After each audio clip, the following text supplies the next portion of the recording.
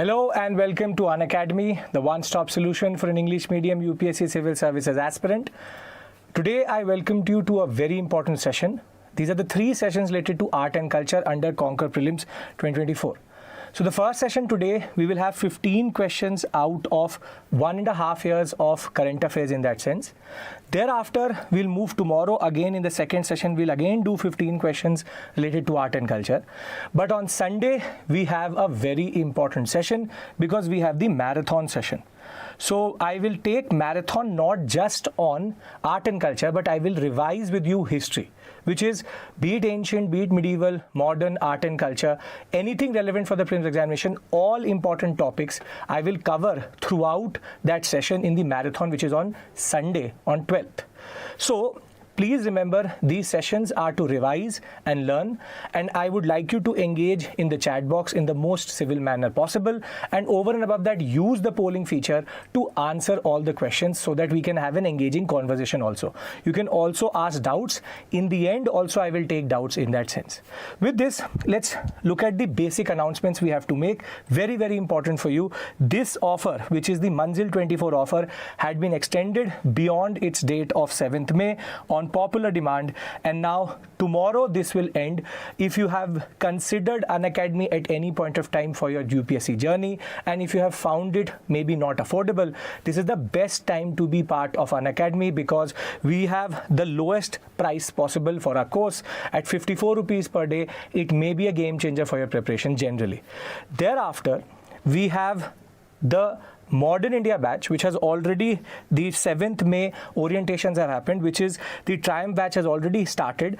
Between 6 p.m. to 9 p.m. we are having orientation sessions, and we will start Modern India and Post-Independence. I will be taking a proper comprehensive course on that. After this, a very gentle but small, very important reminder for you, which is that I have also launched a history optional course on Unacademy platform itself. If you ever considered history as your optional and needed a very efficient, very good program, within 360 hours after the prelims examination, I will be covering the whole of history optional in 165 hours of paper 1, 165 hours of paper 2, and you can use the code AMOPT to get a significant discount on the fee itself. And if you want any form of guidance, if you have ever looked for any guidance for history optional, be it answer writing, I will be evaluating all standard questions. Even I am sending questions every day at mains level and evaluating them. You can join the Telegram channel for that. Now with this, I think we should start our session, and we have 15 questions in front of you. Now before I start, a very important and straightforward concept for you that I would expect you to first learn from the session and also revise what you have done in the past 1.5 years of current affairs itself, and we will progressively increase the level. So the first question is an easy one, but I'm basically now getting into the groove with regards to art and culture current affairs. So with this, let's look at the first question. Question number 1. With reference to Nagara style of temple architecture, consider the following statements. Latina type of shikhar has a square base and walls curve slope inward to a point on the top or on top. Famsara type of shikhar are rectangular buildings with the roof rising into a vaulted chamber. The Vallabhi style of shikhar gently rises to a single point and curves upwards to a single incline. Which of the statements are correct? Read it properly. The poll will be pushed to you, and we are starting with a very popular topic itself, which is temple architecture. With the Ayodhya Ram temple in the news, this becomes a very important one. Types of shikhars, I hope everybody is going to get this correct. We have to know which of these are correct. Are all the 3 statements correct? Only 2 of them, or only 1 of them, or none of them is correct in that sense. I'll give it close to 10 to 15 seconds so that you can engage with the poll which is in front of you, and then we'll see the results. Okay. So as of right now, we have B 34% and A 32, C 32, D 4%. So 30, 32, 34. Let's give it another 3 seconds. 5, 4, 3, 2, 1. Okay. So the answer to this question is, this is a very easy question. I will say one of the easiest I've asked you today. See, Here, Latina is a type of shikhar which has a square base, and thereafter it slopes inward. Yes, correct. These two have been interchanged. Vallabhi is known for vaulted chamber, while Famsana is known for curving upwards or outwards. Now for this, I always teach my students, so here the answer becomes A, which is only one statement is correct. So I teach my students a certain pranayam or a certain hand gesture through which you can basically remember this. So very simply, if you have to remember Latina, you keep your hands like this, which is that your hands are parallel to each other and it is curving inwards to a single point. This is what Latina or Rekha Prasada says. Thereafter, if you have to learn the Famsana style, you just make it like this. Thereafter, this is curving outwards and there is a gentle rise. The base is bigger. And how you learn the Vallabhi style is you make your hand like this into a rectangle, and on a rectangle you will always have a certain vaulted chamber. I will show this to you also. This one is a Latina, which is, you can see the edge is inwards. On the other hand, this is a Famsana, wherein it is curving outwards, and this is called a vaulted chamber. I'll show it to you also. For example, if you make a square base like this, and try to meet it on the top, you will actually get an inward curve. This is Rekha Prasada or Latina. On the other hand, if you will make a bigger and heavier base, then basically the Famsana one slowly, gently rises to this point, and in turn the curve goes outwards. And if you will make a rectangular base, you will realize that the only way you can make a shikhar on this is like this. This is what is called as a vaulted chamber. So therefore, this becomes your Vallabhi, this becomes your Famsana, this becomes your Rekha Prasada or Latina. So this question is a very fundamentally very simple question. You should be able to get this very easily because this is based on Nagara, Dravida, Vesara. These are very standard things which you should know automatically, and this would be the easiest question which can come in the examination as of right now.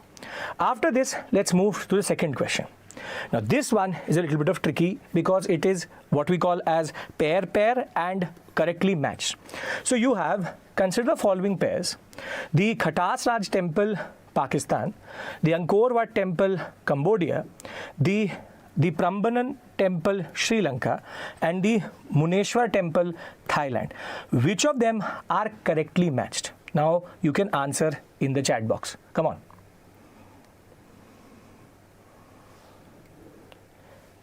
So as of right now, we have B, which is coming to 53%.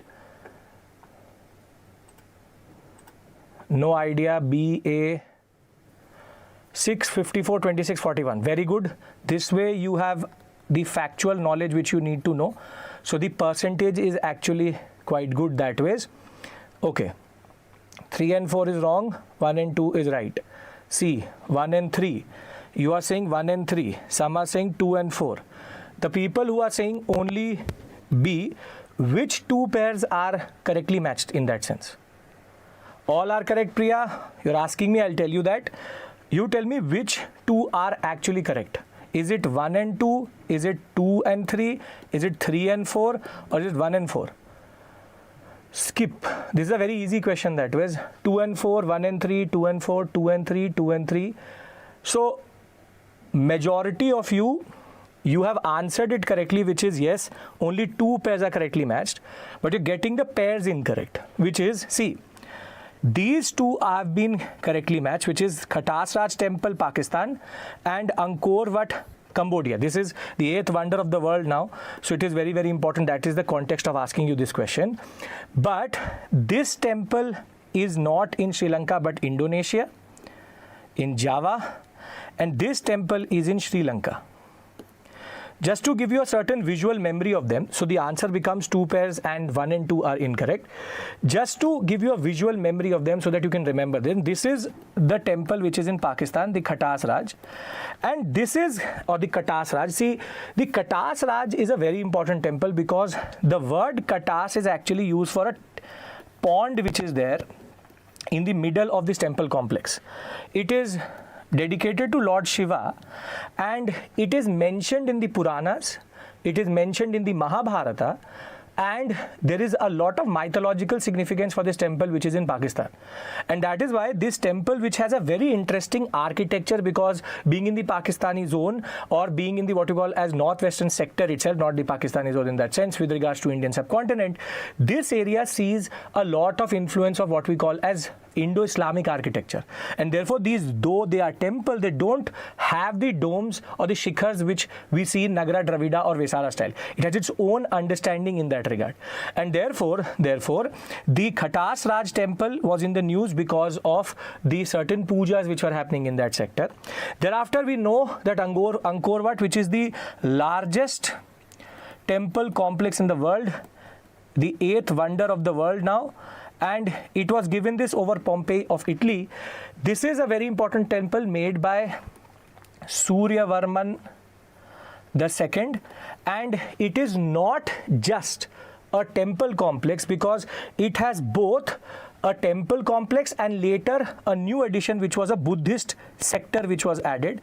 This was done by Jayavarman the 7th because of his wife Indra Devi, who was a Buddhist. He converted a certain part of this sector or of this temple into a Buddhist temple itself. So they are called the Khmer dynasty. They are called the Khmer dynasty.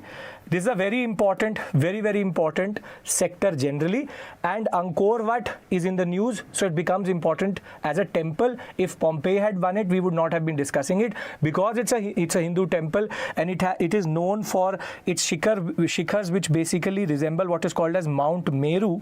Mount Meru is their mythical mountain on which all the Hindu gods are there, and they actually represents their shikhar in that sense. This is called a Cambodian type of Nagara style. It is a very regional style. It has its own specific characteristics other than showing a lot of resemblance to Nagara. The resemblance with Nagara is the shikhar itself, which is a curvy linear inward sloping shikhar, but thereafter there are certain peculiarities which are based on their own mythological understanding. Thereafter, when we talk about the third one, which is the Prambanan temple, this is not in Sri Lanka but in Indonesia, in Java, and this is considered the second largest. So you saw the largest, this is the second largest Hindu temple complex in that sense, and you can see the same type of architectural resemblance to what we saw in Angkor Wat. Last but not the least is the temple, the Meneru temple, which is in Sri Lanka, and this one again has reference to in the Ramayana, and all of these temples are linked to somewhere or the other because of the diasporic population of India, the soft power which India is using with regards to certain temple architecture or temple Hindu connection. They were in the news. So I hope that you will remember this list.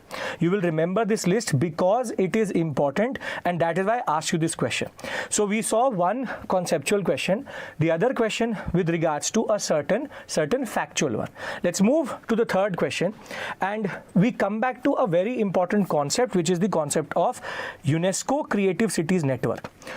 So consider the following cities: Chennai, Hyderabad, Varanasi, Jaipur, Kozhikode and Gwalior. Which of the following are recognized under the ICCN, which is UNESCO Creative Cities Network, under the category of music? They all are under ICCN, but you have to tell me which is the specific one with regards to music. Why were they added and what was the criteria which was used to add them? This question is generally considered difficult because you learn these cities, but let's see how we go about it. So are two of these under music category, 3, 4 or 5? Let's push the poll now. Okay, we already have the poll in front of you. Okay. 28, 35, 41. B is the one which is only 2, may be wrong. Kozhikode for literature, 26, 24, 43. So as of right now, I'll give it again 10 more seconds so that you can answer. Varanasi, Gwalior, Chennai, Varanasi, only MP, Chennai for sure. Gwalior, Chennai, Varanasi. Gwalior, Chennai, Varanasi. Okay. Yes, you are right. Here the answer is only 3. And the cities which have been recognized are the Gwalior sector. This is the new edition. You have Varanasi, which is the music, and you have Chennai. Now, this was to refresh your memory. With regards to something you should have generally known. But you should also learn that Mumbai is for film, obviously. Hyderabad for food, which is gastronomy. Jaipur is for craft, along with Srinagar. And Kozhikode is the one which has been added for literature because of its very strong, what we call as library tradition in its city itself. Now, one very important thing, when we talk about the ICCN network itself, it's a very recent one, only 2004 it started to develop. It is to recognize the importance of it. Yes, Kozhikode is the one which is only for literature. But can anybody tell me which is that one? Which is that one category under which the Indian cities have not been recognized? Can you tell me that? Which is that one category? There are multiple categories. There's only one category under which India has not been recognized. So we have film, music, gastronomy, the folk and art, literature and music. Which is that? Very good. Very good. Raja Bola. We have design. Design is that one category under which, please learn this, very good Rahul, this is the category under which ICCN, no city in India has been actually considered till this point. Under all the categories, we have something for sure, which is we have film, we have music, we have gastronomy, which is food, we have folk art and craft, we have now literature also. Previously, it used to be literature and design. Now it is design. So the ICCN list recognizes cities on different categories. You should know those categories also. And within those categories, design is that category which has not been applied to any city till this point. See, design is, the reason for this is very simple. Design goes to cities which were developed in a certain sense.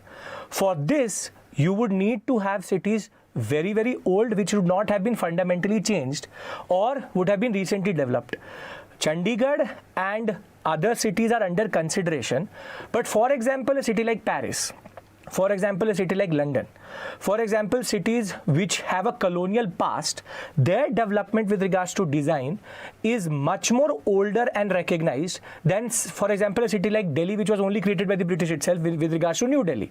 And most of these cities have actually been changed by the British. So a lot of destruction happened in Delhi, what we call as Delhi 6, during the 1857 revolt. Same would be true for Kanpur. Same would be true for Lucknow. Same would be true for most of the cities which were involved in the national movement. The British did fundamentally change a lot of the architecture, and therefore that is the reason why the design of the city itself has not been followed as a category, though we have now cities which can be pushed into that category. For example, planned cities like Chandigarh. Let us see. As of right now, we have the following categories which have been used. All of this makes sense to you? 3 questions we've done. I hope the level of the questions and the way we are conducting this is fine, which I'm giving you time to answer in the chat box, and everybody is following what we are doing, right? Okay? Yes, I want a yes from everybody. Fantastic. Nothing better. Okay. Let's move to the 4th question. Right. Consider the following statements with regards to Maratha military landscapes, which were recently in the news. Vijayadurg, which is a hill fort, was captured from Adil Shah of Bijapur. Sindhudurg was developed by Chhatrapati Shivaji Maharaj to counter the rising influence of the Europeans, specifically English, Dutch, French and Portuguese in the Konkan coast itself.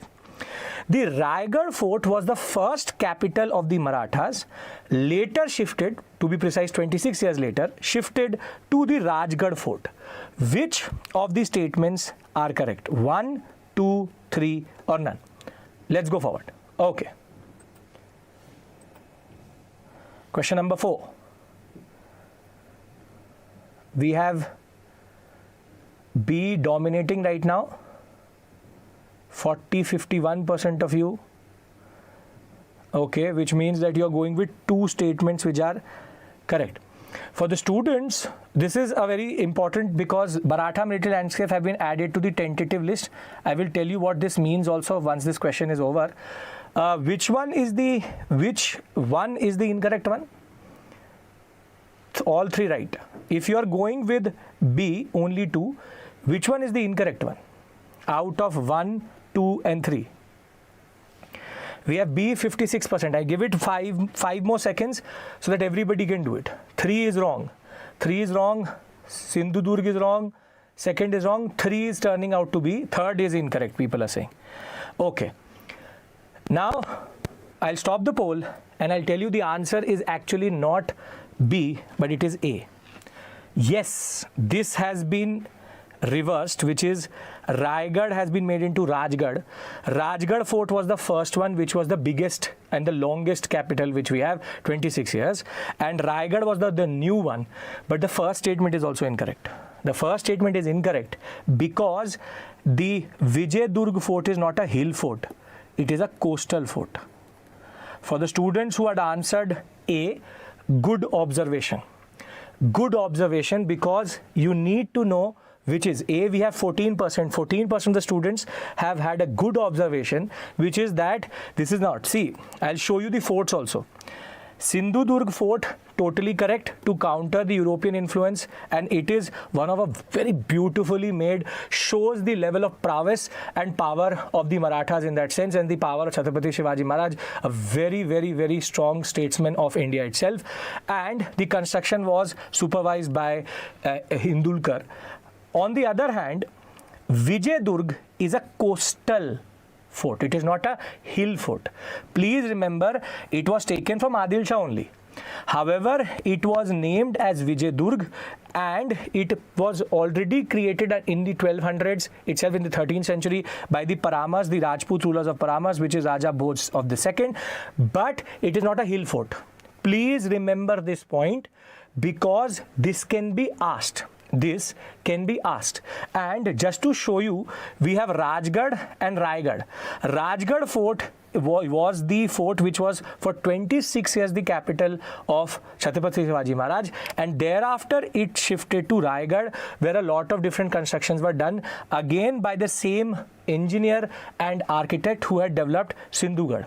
So please learn this. I had a whole session under our past on the Maratha military landscapes where I discussed each of these forts in a lot of detail. If you haven't watched that video, do look for it. This is a very, very important representative question. So where it's a January 2024 current affairs, and it is not a very difficult question if you have basic understanding. So please be very, very clear. This is representative of the pattern which UPSC is asking in the examination. So you should not find this very difficult because you should be following this totally as of right now. There is no excuse for not knowing this for the examination. So it is on our channel, Dheeraj, it is on our channel. You go into the videos, type our past Maratha military landscapes. I've covered everything in that. So all the forts have been covered. And just to tell you one more thing, please remember, do you know the difference between representative list and tentative list? Come on, tell me. UNESCO heritage tag, tangible heritage. Do you know the difference between the tentative list and the heritage list or representative list? And what is the concept of inventory? What is the concept of inventory? Okay, we have most of the essays. Some of you are no. So see, if you want to nominate something to be a tangible heritage under the UNESCO program, for the UNESCO committee to take it under consideration, first, you create an inventory. Inventory means a list of monuments you want to nominate. When you nominate them and UNESCO admits that nomination, it is called a tentative list edition. That is what has happened to Maratha military landscapes. They have been tentatively added. Now, when the meeting of the annual meeting of UNESCO, what we call as Heritage Committee, is going to happen, they will only consider from that country the inventory list or the tentative list to be put into the representative list. That is the main difference. Representative list means that you have already got the recognition under being a UNESCO heritage site. If you're in the tentative list, you are reserved by the state or you are sent by the state. It's basically a process of nomination. If you've been nominated, you go into the tentative list. Yes, very well, Avnish, which is inventory to tentative to representative. You have to create an inventory, get it in the tentative list of the UNESCO, then into the representative list. Perfect. Very good. Okay, let's move to the fifth question.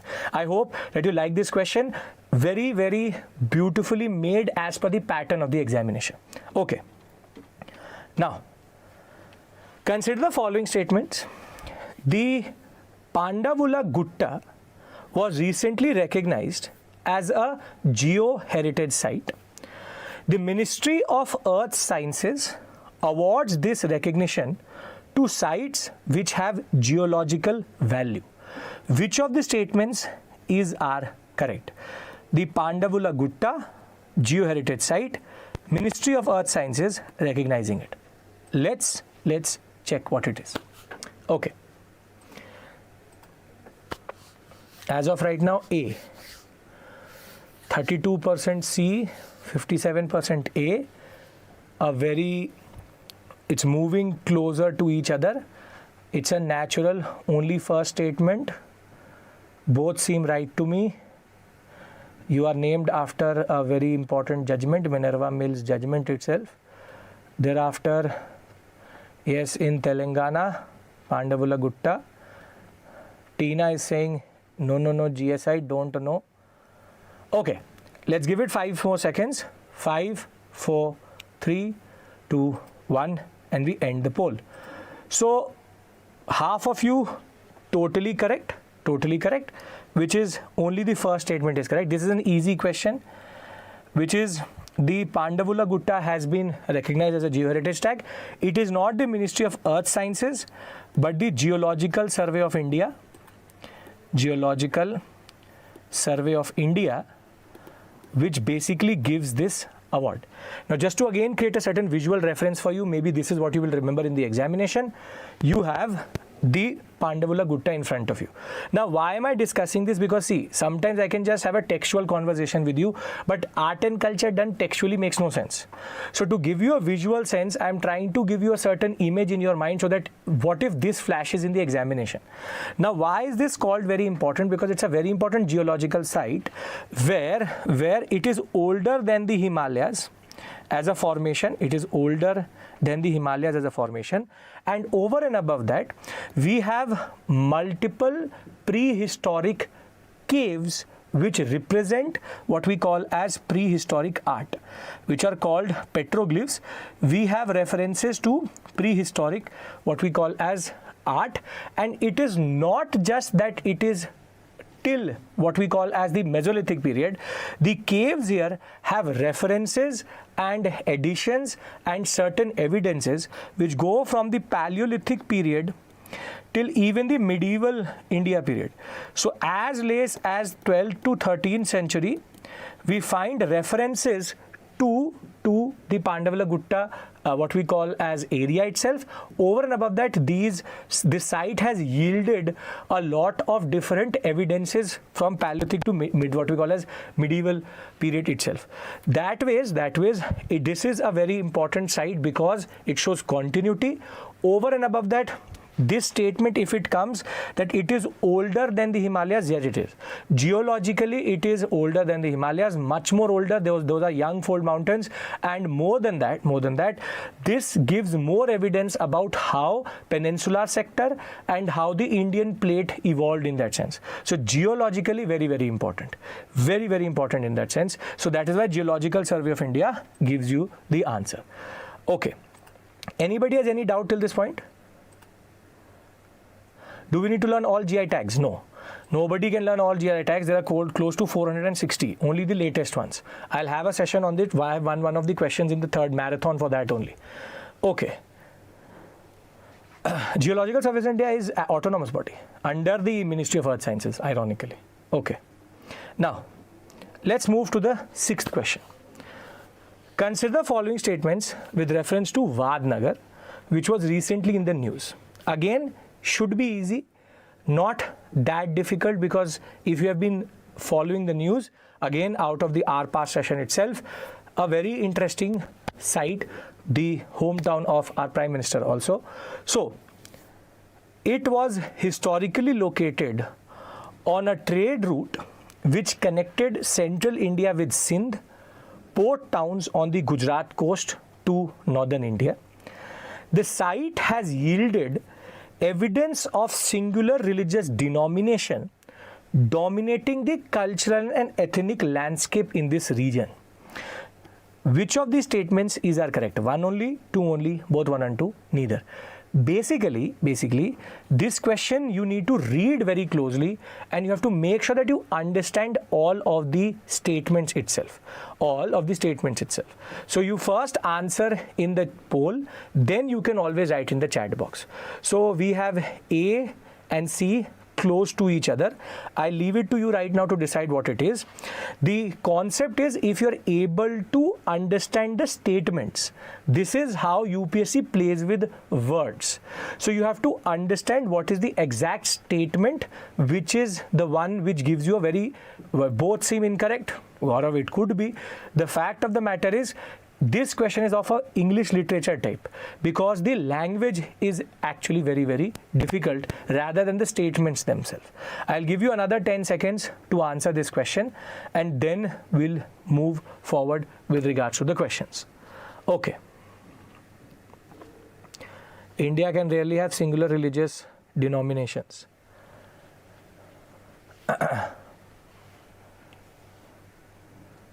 Aman, you are right. I'm referring to the award when it is given. It is given in consonance with the Ministry of Earth Sciences. D. Okay. 10, 9, 8, 7, 6, 5, 4, 3, 2, 1. Okay. Let's end the poll. We have 41% here and 37% here. See, the first statement is totally correct. Vadnagar as a site is generally quite important because it was on the intersection of multiple trade routes. But here, as you said, the site has yielded evidence of singular religious denomination. In India, as you said, it has to be multi. It has to be multiple religious denominations. And just to refresh your memory with regards to this, see, Vadnagar, when the excavation has happened at Vadnagar, it has yielded 7 different layers of archaeological evidences. So when we went for the archaeological analysis of Vadnagar, we have found 7 layers which have given different evidences with regards to different periods in that regard. Now, the first is going back to 2nd century BC, which means that it also answers a very important question with regards to what is called as the Dark Age of Archaeology. What is called as the Dark Age of Archaeology, this is the period between what we call as 1700 to 1500 BC, which is the end of the IVC more or less and the rise of the Vedic period. This together is called the Dark Age of what we call as archaeological profile of India. Now, ironically, we have never found direct evidences with regards to anything linking the IVC and the Vedic period. But Vadnagar has also given evidences which fill in the gaps and show that the John Marshall type of understanding, which is the Aryan invasion theory, basically was a model which was created by the British to justify colonialism. Because what it shows is that there's a certain trickling in of the Aryans. There was a slow, gradual Aryan migration into India. However, it was not an invasion. The argument that invasion happened with regards to how the whole concept of one side yielding 26 or 27 different what we call as skeletons and the concept of Purandar and the fort breaker, that idea has been pushed too far by John Marshall to justify colonialism itself and also justify the concept that India has always been ruled by invaders. And therefore, we the British are nothing or nothing new, only the same Aryans coming back in a new form. And therefore, Vadnagar breaks that notion to tell us that there is a certain migration which is happening in a gradual form. And recently, we have also found evidences through DNA analysis, which has in turn given us evidence of both these things intersecting together, that there's an intermixing of the population of the IVC also and the Indus Valley Civilization people plus the Vedic people. And therefore, it all comes together to give us a continuity. This is what really matters here. The continuous evidence yielded by Vadnagar over a period of time. And therefore, it has also yielded Buddhist, Hindu, Jain and Islamic influences, which means that it is a multicultural, multi-religious denomination-based site rather than a singular one. That is why I told you that UPSC can play with the words to give you a little bit of a higher level of literature-based English. But actually the statement is very simple. This statement just means that was there only one religion which has dominated Vadnagar. That's it. That is it. Nothing more, nothing less. This is also a January-February based 2024 current affairs. UPSC was making the question paper as of right now in this space, and Vadnagar generally in the news quite a lot.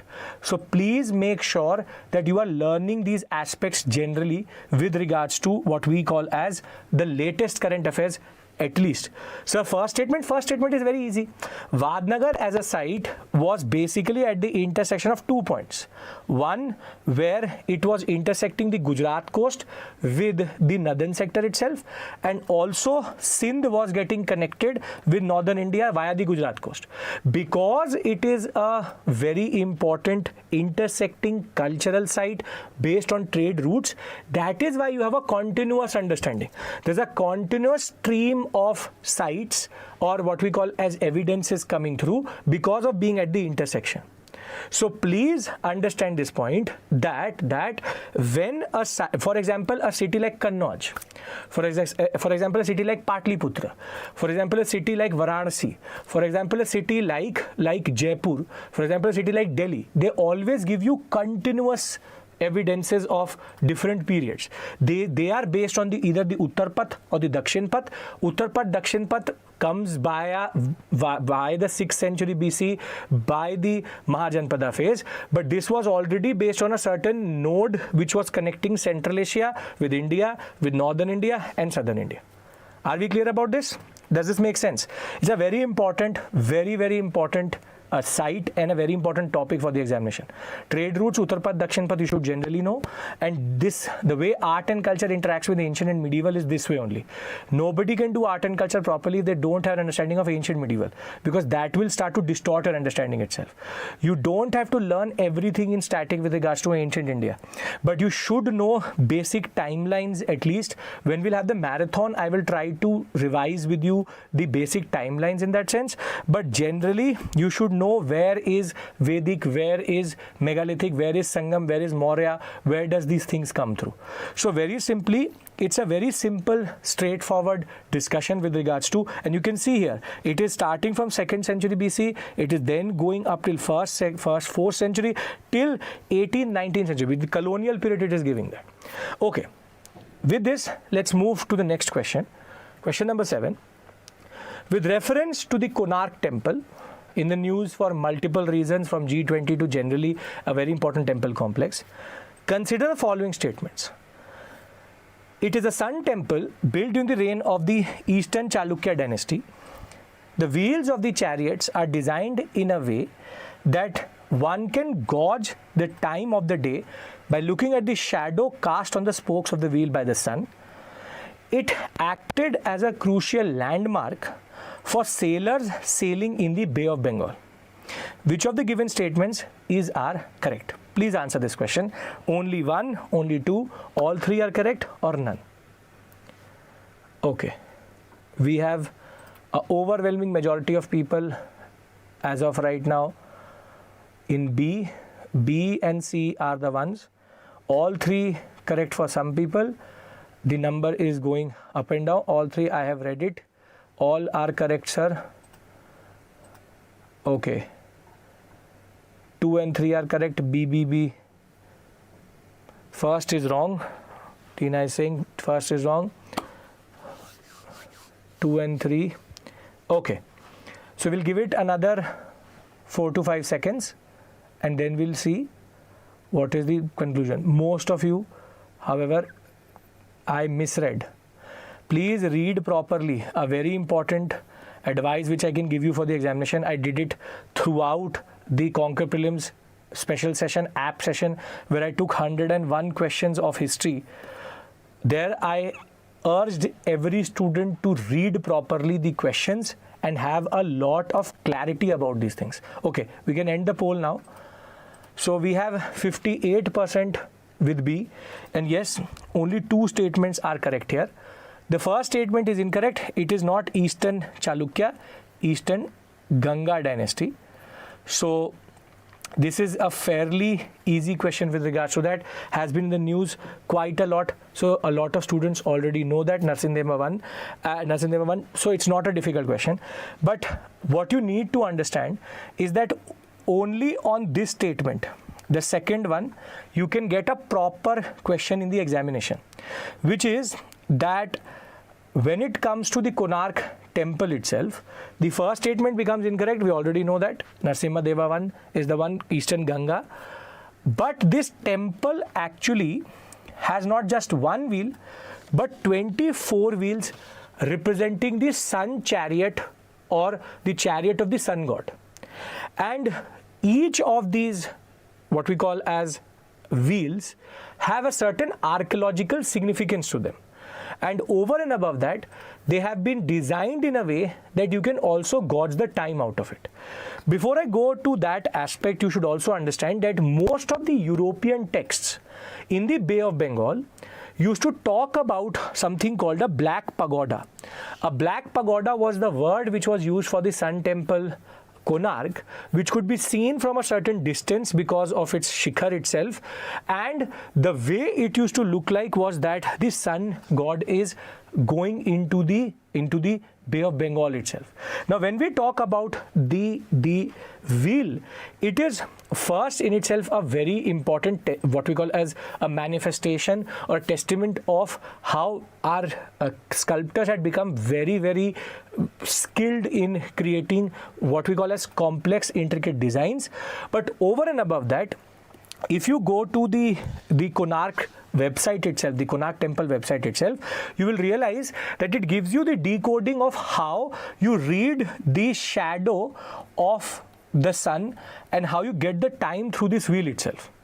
So it is basically like a clock, and that is why it was represented in the G20 very prominently when the Prime Minister was meeting a lot of dignitaries, because it represents how time, which is an industrial complex, which is an industrial concept itself, and the Gregorian time concept which we use today, the whole structure represents, even before the Europeans had figured out anything properly with regards to a clock, we had already developed a sun-based clock in that regard. And that ways, in itself, it is a architectural marvel, and that is why you should understand that this becomes a very important question for the examination generally, because Sun Temple Konark did not come last time. This time there's a lot of chance, as it is 1 to 1.5 years of current affairs always remains relevant. So you have to make sure that you are remembering these things out of the G20 for sure. I also have a question on the Nataraja. You can see that in the end. Okay, can we move to the next question? All of this is fine? I did not touch art and culture. What to do for the first attempt in 2024? Well, use these sessions effectively. Friends, I would say that you should learn whatever you can learn from this session, apply it in the examination, most probably the 5 to 6 questions which will come out of art and culture, you will at least get 4 to 5 questions out of the whole of Conquer Prelims. Specifically for art and culture, you can meet that 2 to 3 standard, very, very simple questions in that sense. And if you haven't covered any section, for example, you've left certain portions in polity, in international relations, in art and culture, you can, and for today, you can use these sessions to fill in those gaps. That is why we run this program just before the examination, so that you can also gauge and learn anything you need to learn in the larger context. Okay, let's move to the next question. Okay. See, I would suggest one thing. One of you has said, read NCERT class 11th. Please, for a student who is appearing on 16th June, do not start anything new now. This is the period of consolidation. This is the period of learning what you had already consolidated and condensed into notes. Please do not try to go to new sources, because if you will go to new sources, it will make you even more anxiety driven towards the examination. You will have to look for new ideas. It will not make sense and you will then get demoralized. Revision plus consolidation, no new book, no new source as of right now. Okay. Consider the following statements with respect to the Kittur Revolt. It was led by Rani Chennamma, who fought against the British East India Company. The revolt was against the policy of subsidiary alliance, and Elphinstone annexed her territory under the penalty clause of the subsidiary alliance in that regard. Which of the statements are correct? Okay, come on. Let's look for the right answer. Everybody has close to 10 to 15 seconds to answer this question. Please do that.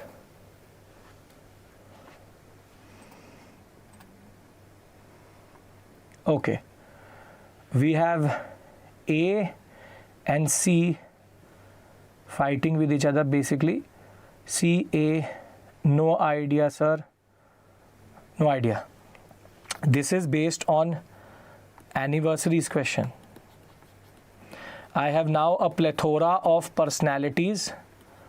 See, UPSC has made it a point for personalities and events.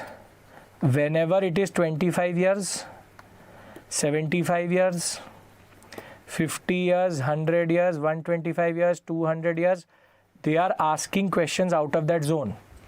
So you cannot actually ignore these type of questions. It is very, very straightforward, and this is 200 years of the Kittur Revolt 1824. So I'll give it another 5 to 10 seconds and let's see who has the right answer. Okay, let's end the poll now and look at the percentage. As of right now, we have 43% for A and 40% for C. 40% for C, 12% here. Okay. Now see, the first statement is correct, yes, but the second statement is incorrect.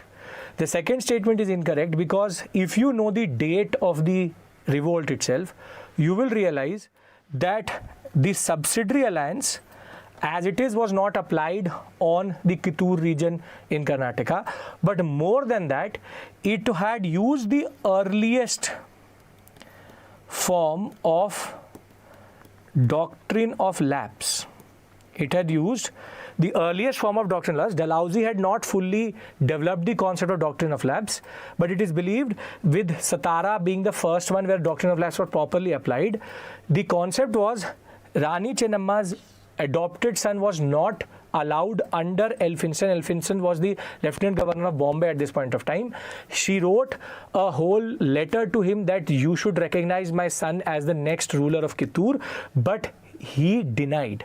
And that in turn led to the annexation of the Kittur region, and Elphinstone used in a way a early form of doctrine of lapse to take this area, and therefore in turn created a precedence for doctrine of lapse to work as an area or as a policy of taking or annexing territory if subsidiary alliance does not work.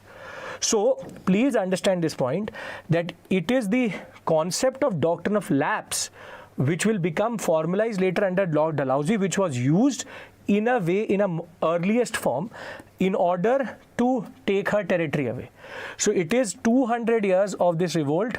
So in the examination, if you see a question on this, don't think that it is a random revolt they've asked. It is 200 years of this revolt, and that way it is very, very important that you realize that anniversary based topics are very, very important generally.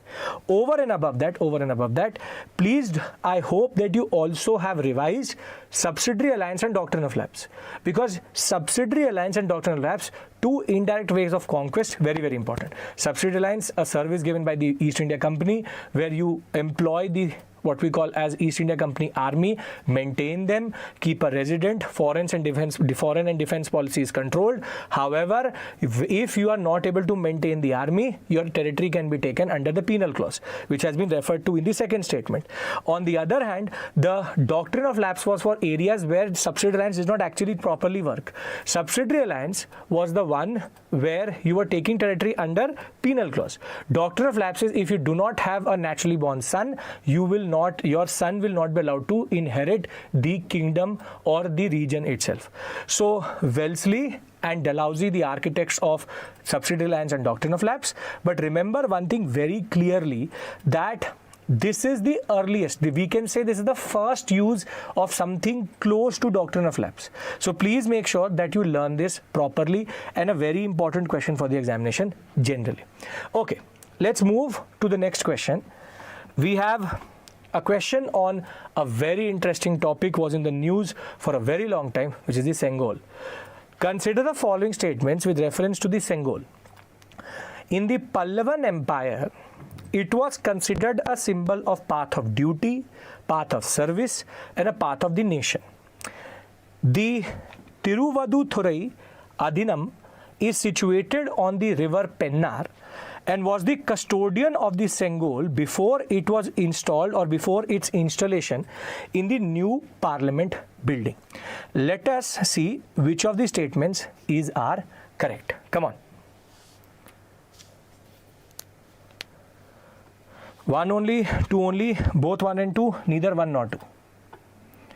Yes, it is in the context of the new, what we call as new parliament building, and also a certain memorabilia which was added, a certain part of history which had been subverted for a very long time, had not been talked about, and something which came in forefront because of the new parliament building itself and its inauguration. Very important that ways. We have dominating B as of right now, 41% as of right now. Yes, A 13%, B 43%, C 28%, D 15%. Okay, Sengol belongs to the Chola Empire. Right. Okay, let's give it another 10 seconds. Everybody should answer. Symbol of transfer of power. Yes, totally correct. Okay, 2 is correct. Sure B. Okay, let's end the poll now. So we have 41% for B, 30% for, but the answer here is actually the people who are 14%. Neither of these statements is correct. Neither. There are two catches in this whole story itself. Firstly, yes, you know that it is a period of it is a symbol of the Chola Empire. It is a concept of Chola Empire. It is not the period of the Pallavas. But the second statement is incorrect for two reasons. Can anybody tell me? Yes, Vaishali has already pointed out. The river is incorrect. It is not Pennar, it is Kaveri.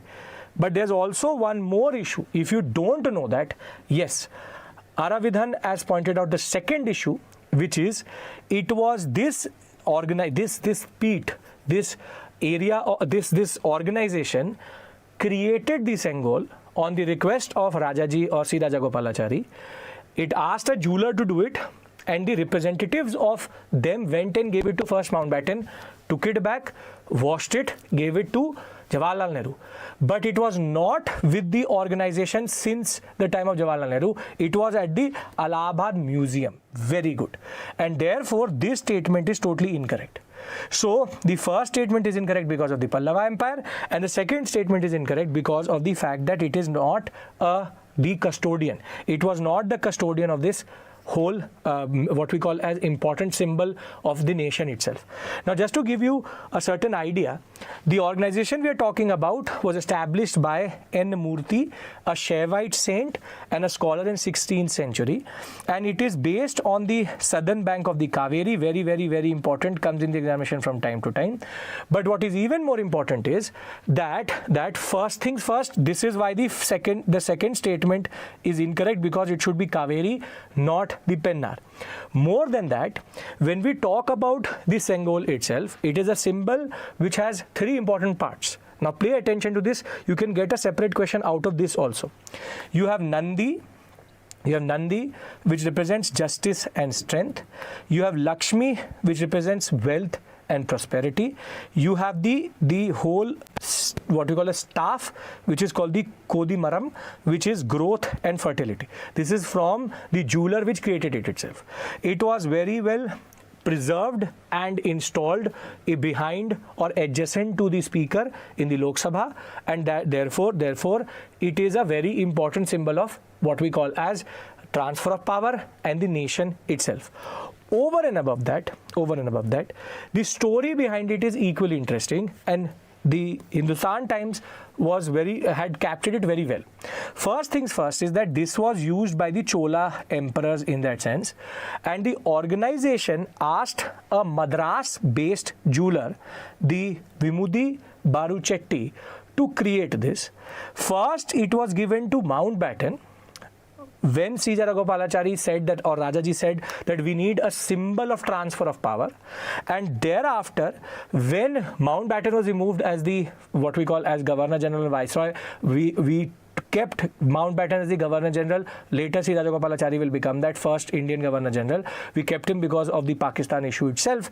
Then later, it was given to Nehru. It was taken back by the organization. Holy water was put into it. It was energized again, and then given to Jawaharlal Nehru. And once he got it, it was believed that the transfer of power is actually complete. But thereafter, it did not remain with him. He then kept it in the Allahabad Museum after being handed over to Jawaharlal Nehru. Please remember, Nehru, after getting it, did not install it in any of the buildings, but actually gave it to the Allahabad Museum. So please remember that this part, the custodian in that sense, was not the organization, but the Allahabad Museum. A very interesting and important area. You can get a question out of this easily. So I hope that you understand the importance of this question in the larger context of your preparation. With this, let's move to the 10th question. Okay. Consider the following. These are personalities: Nazir Ali, Lal Muhammad, Bhagwan Ahir, Abdulla of Dumri Khurd. What is common to the above personalities which were recently in the news? They were involved in the assassination of Kingsford. They were part of the Chauri Chaura incident. They were part of Amritsar violence of 1919, or they were part of the Fraser's train derailment. Let's push the poll now. Okay. We have 50%, 45% going with A, then 41% with D. Okay, super easy. We have B, D. Fraser's train derailment as of right now is winning this. 45%. No idea whatsoever. Manish was in the news, and it also is commemorating something. I'm giving away the answer. Let's stop the poll now before I explain the answer to the students. Okay. So, as of right now, 45% believe this. Who are the people who got it correct? 25%. This is based on the commemoration of Chauri Chaura. Chauri Chaura, as an incident, all of these four were the four main accused who were arrested by the British for planning the Chauri Chaura incident, which basically ended the non-cooperation movement. So here the answer is B, not D. Fraser's train derailment has nothing to do with these four. We have the whole incident very well captured in this article in that regard. Nazir Ali, Lal Muhammad, Abdulla and the Bhagwan Ahir, all for the main accused of this whole incident itself. So I hope that you will, this is not a difficult question. This is not a difficult question. 1922, generally very, very important. You should be knowing these answers properly. You should be knowing the answers to these questions because this was in the news quite a lot.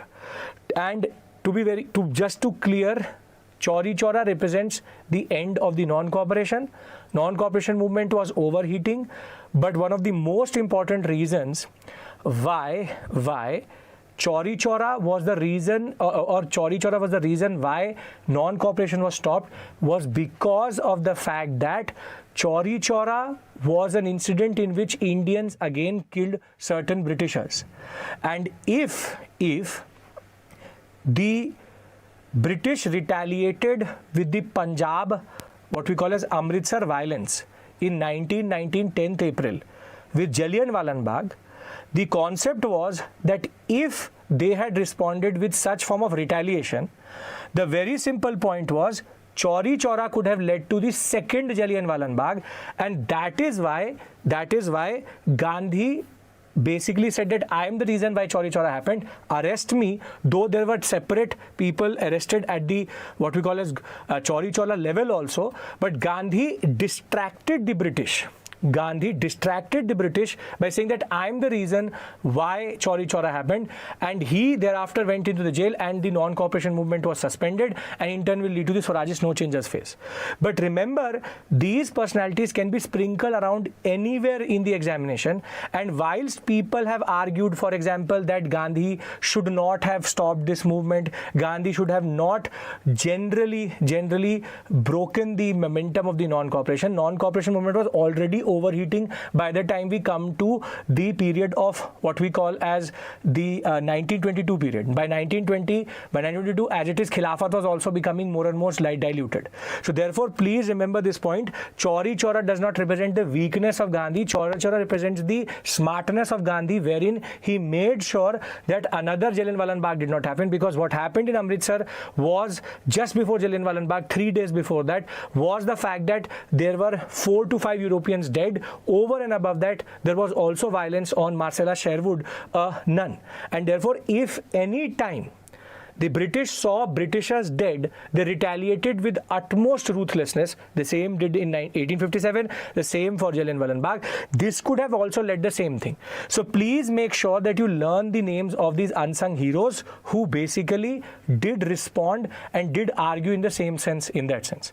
So I hope that you will learn their names, and this is not a good trend. This is a very easy question that way. I hope you will get it correct next time when it comes in the examination. With this, let's move to the 11th question. Consider the following statements with reference to Sri Aurobindo.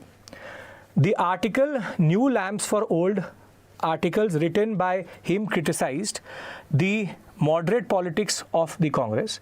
So this was an article written in a newspaper, Indu Prakash. Thereafter, he founded a community of spiritual seekers in 1926 with Mirar Al-Safa, which is correct. Okay, come on.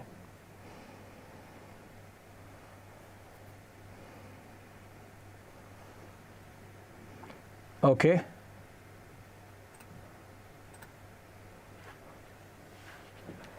We have 17, 11, 66, 5%. D, I guess both. You should not be guessing Vaishali as of right now. 30 days left to the examination, close to 30. Okay. C, definitely.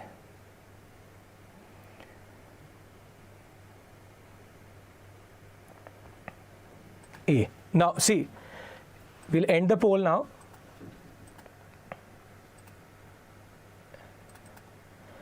Okay.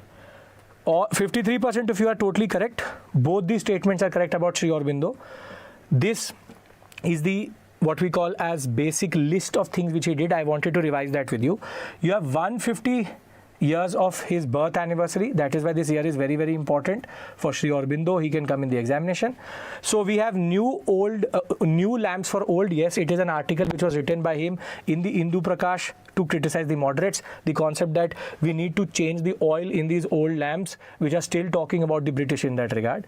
Thereafter, you have, he was part of the Uganda group itself. The Alipur conspiracy case, the Maniktola bombing itself becomes important. Thereafter, he also edited Bande Matram with Bipin Chandra Pal in that sense. And later, he was also part of the weeklies of Karamyogin and Dharma in Bengali. He will write a lot of different texts, and I would suggest to you, you should learn this because it is his birth anniversary, that to 150th. So you can get a question on this, a very important personality generally related to the extremist politics, revolutionaries phase 1. So you should be able to answer this question properly in the larger context of your preparation, because these things sometimes matter. Anusilan, Yugantar, Alipur conspiracy case, and the whole story as of that, you have to do that. Friends, don't have to worry about rivers and tributaries. When Mukesh sir will start his environment and ecology in Konark Prelims, he will surely, and through his marathon, he will surely revise that with you. Okay, let's do a question on the Rampa Rebellion. Again, important generally because of the popular imagination around it. With reference to the Rampa Rebellion, consider the following statements. The trigger for the rebellion came through the passing the Forest Acts of 1882, which restricted the free movement and collection of minor forest produce by the tribal communities. To get modern weapons, they attacked the Chintapalli police station in Vishakhapatnam. Shri Alluri Sitaram Raju was a member of the Calcutta Secret Society, where he learned to make bombs. Which of the statements are correct? Okay, let's push it.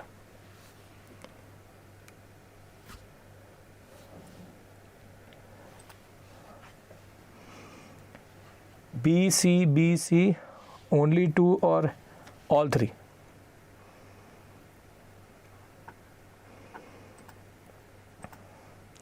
Manshi, use these sessions to learn.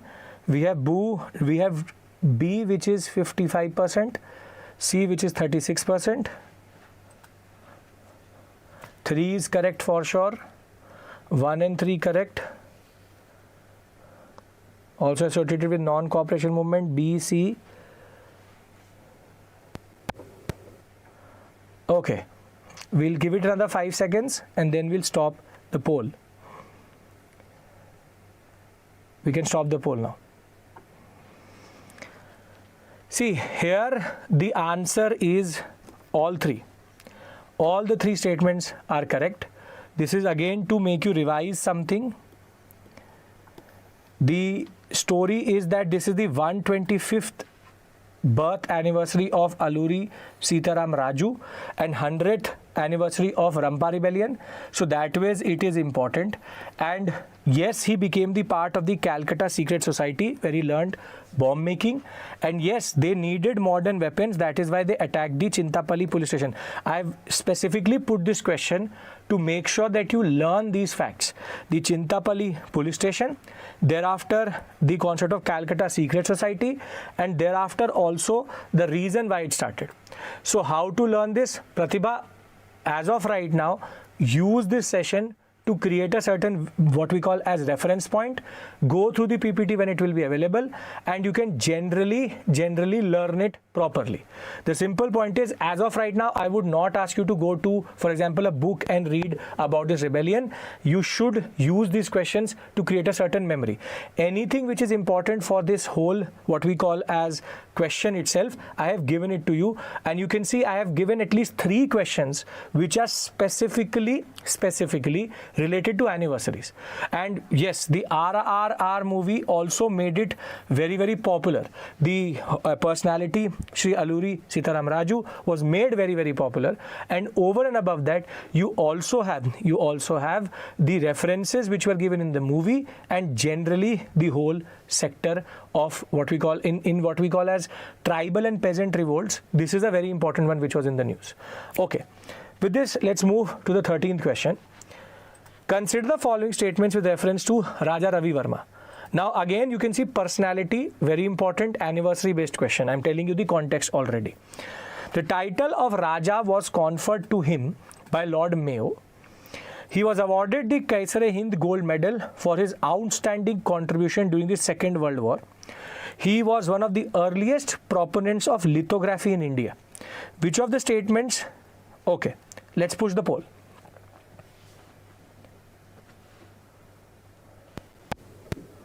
Please read the statement properly, or read the question properly at least.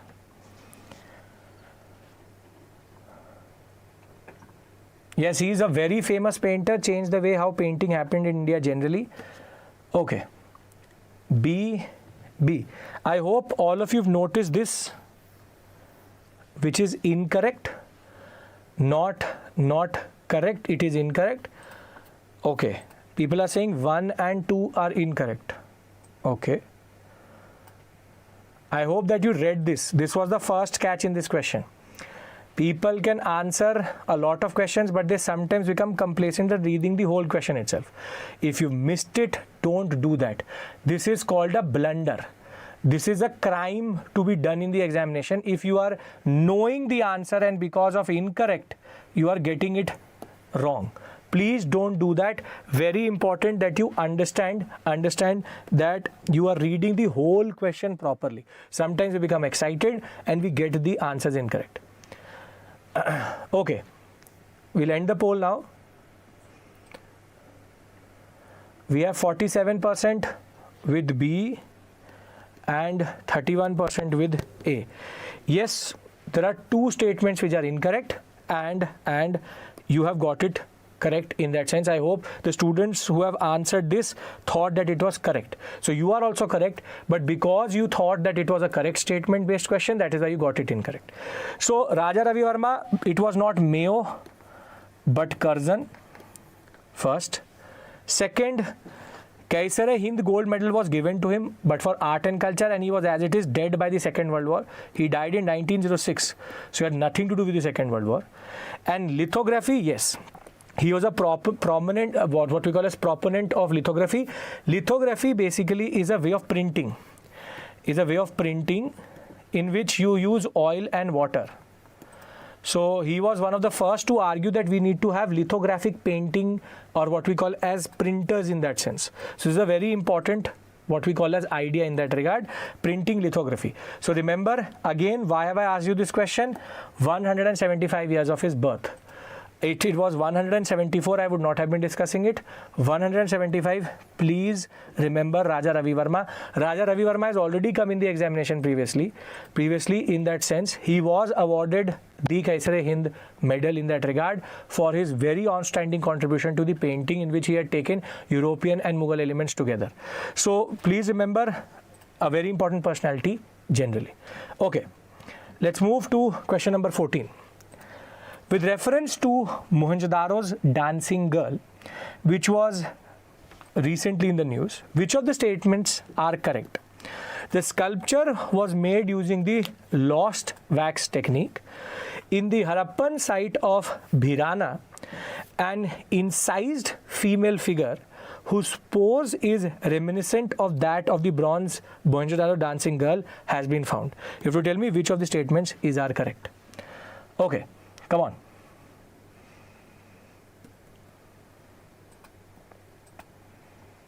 These are history questions rather than art and culture. No, that is not true. These are all history questions. These are all art and culture questions. If you have Raja Ravi Varma, then it is art and culture. If it is related to Mohenjo-daro dancing girl, it is art and culture. If you have certain anniversaries, it becomes a part of at least the larger imagination of our cultural history. Don't worry, I will show you what a proper history question looks like on Sunday, when I will have a marathon in which we'll do close to 50 to 60 proper 40-45 questions of what we call as static. So don't worry about that. As it is, yes, you're right. Shivani is right with regards to that. Okay. Let's end the poll now. And perfectly fine, great. 69% if you're totally correct. Both these statements are correct. Here I wanted you to learn 2 things. Firstly, this is the Bhirana what we call as pot which has been found, which has a pose which is reminiscent of the dancing girl itself. Please remember, this is also a very important Harappan site, Birana, and it has given a certain evidence that the dancing girl is not just a one-off, but the idea of the dancing girl was something which was there and can be found from Mohenjo-daro, which is in the northwestern sector, till Birana, which is in Haryana.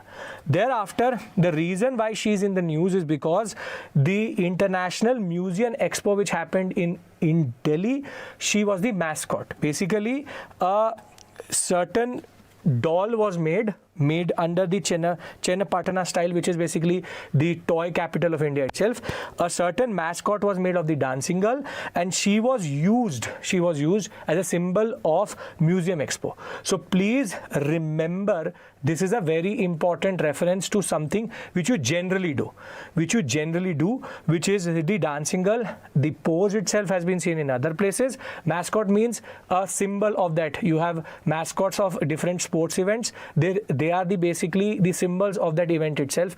They are used to rally up the crowd and represent the whole event itself in that sense. Let's move to the next question now, which is the last question for today, and then I'll open up for questions in that sense. With reference to the Nataraja statue, which of the following statements are correct? Bronze representation of Shiva's Ananda Tandava first appeared in the Pallavan period. The early Pallavan representations of Nataraja are wooden translations of bronze images. In the Pallavan period, craftsmen recognized the greater tensile strength of the metal in comparison with wood. Which of the statements are correct? Last question, then we'll open up for questions for the people who are here in this chat. Okay.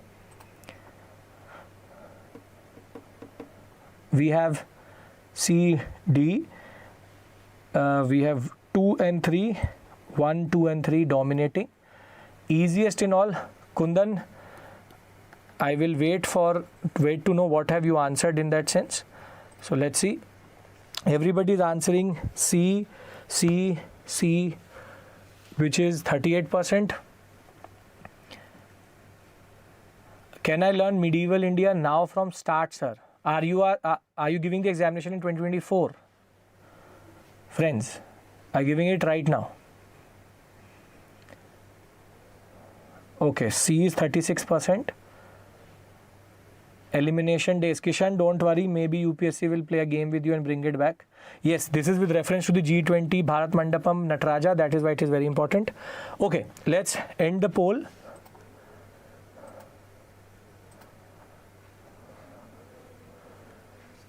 We have 38% C, thereafter 24%, 30 for D, 24%. Ironically, here the answer is A. Only 6% of you got it actually. Yes, the bronze representation of Shiva Ananda Tandava first appeared in the Pallavan period. But in the early Pallavan period, the representation of Nataraj was not in the form of bronze made out of wood, but it was wood made out of bronze, which is basically this whole statement needs to be understood properly. The early Pallava representation of Nataraja are wooden translation of bronze images. It is the other way around. There were images of wood which were made, and they were basically now trying to represent it into bronze. On the second hand, it says in Pallavan period, no, not in the Pallavan period, but in the Chola period, they realized that we should not use wood and go for full type of metal, because that gives us better tensile strength and we can mate it better. So basically here I've interchanged it, and here it should have been Chola. Now, why am I discussing this with you? Because this image itself has a lot of importance in the examination.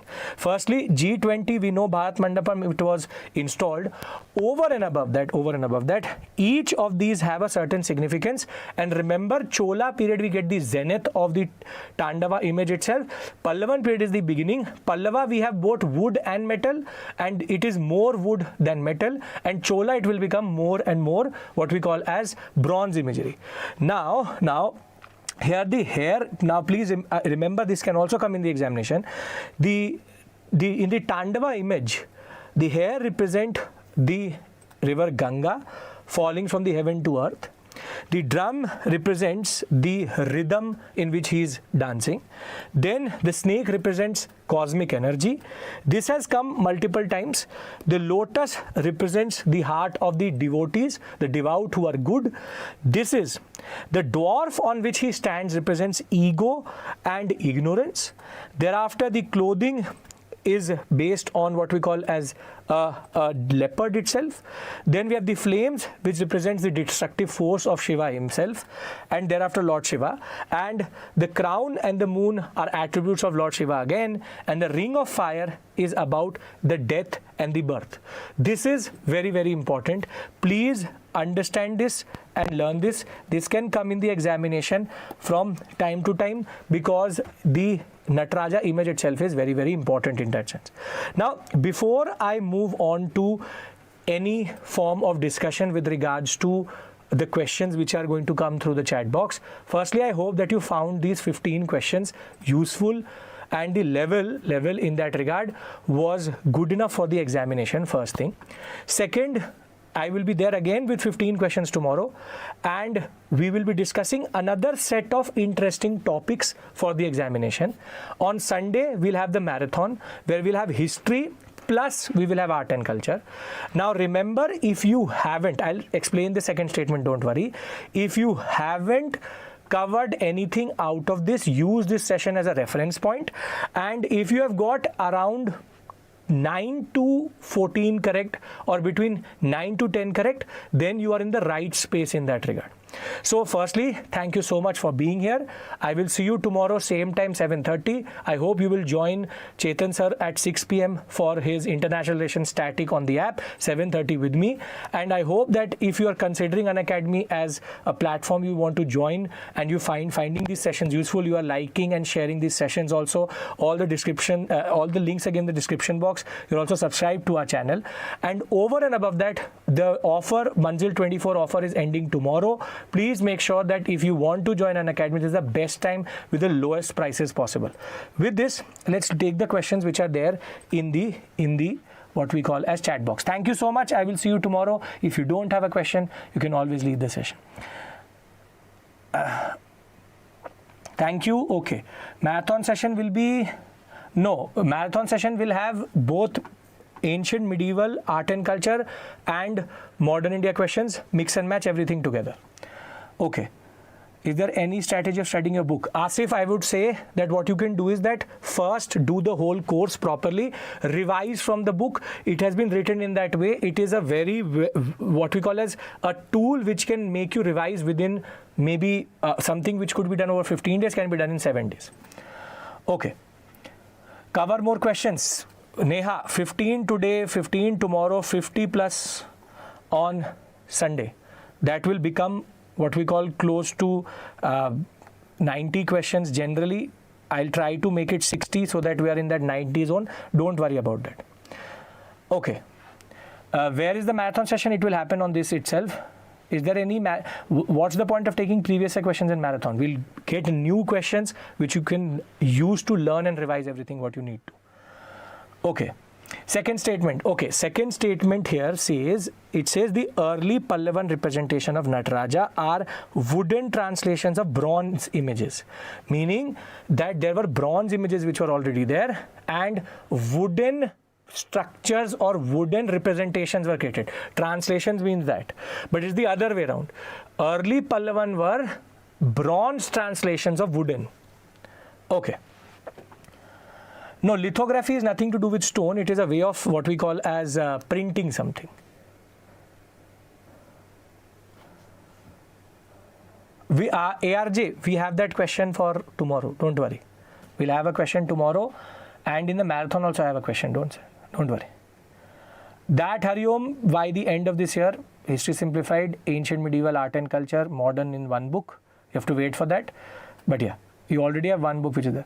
They're giving my first attempt in 2024. Can I learn Ancient Medieval now from scratch? Obviously you can't, because you have 30 days and you have to revise everything. But I would say that what you can do is that you can learn from these sessions. This will quickly make you learn the basic facts. So can you cover everything? Obviously not. But can you cover everything which is important for the examination? Use Conquer Prelims. I hope, friends, you are joining us on the app. That will generally help you in getting the questions with regards to static, polity, economics, history has already happened. And I hope that you're joining here for art and culture. I'll send Rahul the mains questions maybe after the marathon. Please represent some pictures in explanations. I've tried to do that in whatever wherever is possible. Significance of Nataraja Statue. Nataraja Statue is the representation of, for the first time, dance, but it is also a representation of how Lord Shiva is a destroyer. Also, it has symbolic reference, as I showed you here. So it is has multiple significances, but it is considered to be it has mythological significance in its own understanding, but it represents dance, represents the power of Lord Shiva itself. How to memorize time periods related to different periods, ancient, medieval, modern. Furkan, if you can make a certain timeline, that would help you. For example, Paleolithic, Mesolithic, Neolithic, I can give you a basic idea. Paleolithic, Mesolithic, Neolithic, then you have Chalcolithic, within which you have Indus Valley civilization, then you have the Vedic period. After Vedic, Mahajanpada, 6th century BC, then you have Maurya, post-Maurya, Gupta, post-Gupta, then you go into early medieval, Delhi Sultanate, Vijayanagara Bahmani, Mughal India, then you reach 18th century, which is the advent of Europeans, before that plus regional kingdoms, and then the whole timeline of what we call as modern India. So I've given you the timeline within this 5 to 6 seconds itself. Okay, we have, you can see the recording later, yes, but I would encourage all of you to come live, because that ways you can become a part of the poll that helps you simulate the examination. 60 to 70 marks is fine for the mocks if it is sectional. Overall, you should be in the 80-90. If it's a proper mock full course, then it should be 80-90. For a sectional test, 60-70 is fine. As it is, they are made very, very difficult. Okay. Proper timeline during the marathon. Sumi, I will try to do that. I will give you the timeline. I will try to revise it through the questions itself. Don't worry about that. How to revise quickly the static facts. You should have acronyms built up, you should have mnemonics built up. That will generally help you revise quickly. Yeah, app poll, I would say that you should do it. Okay, question number 7. What is 7? Question number 7 is related to Sun Temple, Konark. First statement gives you the wrong dynasty. It's not Eastern Chalukya, it is Eastern Ganga. Eastern Ganga basically is Narsindeva I is the one who developed this. Second one, the wheels of the chariot. Yes, if you look at them and you have seen the casting of the shadow on it, you can read the time. And when the Europeans used to travel, they could see on their, when going towards Bengal, on their left or on their what we call as west, they could see this black pagoda, which was an important reference point. Sir, I haven't touched art and culture static, so can I go for current affairs? Yes, that Ashrafi, that would be the best option you have right now. Go through the art and culture questions with me so that you can revise what is important for the examination. Right now, if you'll pick up Nitin Singhania, it will become difficult. It will become difficult for you. I'm getting only 25-30 marks in sectional tests. Don't have to worry. Pratibha, don't have to worry. Learn the techniques, learn the facts. Mock should be a way of learning than to get demoralized. Don't do that. Okay. Thank you. Perfect. So I'll see you tomorrow. Question number 12. Question number 12. Shazia is saying question number 12. Question number 12. You have the Rampa Rebellion, a very important one, represented in a modified form in the RRR movie. Over and above that, there has been a lot of talk about Alluri Sitaram Raju. Here, all the statements were correct. It was based on how the Madras Forest Act started to displace the tribals from this sector itself. That became the first point. They realized that they cannot fight with primitive weapons, so they started to take modern weapons from colonial institutions. And yes, the leader himself was part of other, what we call a secret revolution revolutionary organizations where he learned to make a bomb. Okay. Thank you. I will see you tomorrow, same time, 7:30. I hope that you found this session useful. Thank you. Take care. Bye-bye. Good night.